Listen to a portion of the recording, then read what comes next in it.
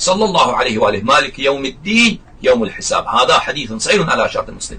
و این سند تشریفاتی بینندگان است. این سند روایت کتاب سودی هست و همین روایت کتاب سودی را مکرر تفسیر سودی را و همون نفس سندیه که در کتاب چی بود؟ تاریخ تفسیر طبری بود.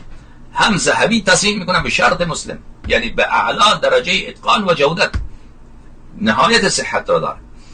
و هم ذهبی و هم حاکم گفت هذا حدیث صحیح علی شرط مسلم. حدیث 3072 وافقه الذهبی فی التلخیص علی شرط مسلم. باز بینندگان عزیز همین سند را در جای دیگر ملاحظه بفرمایید. در مجلد سوم صفحه 372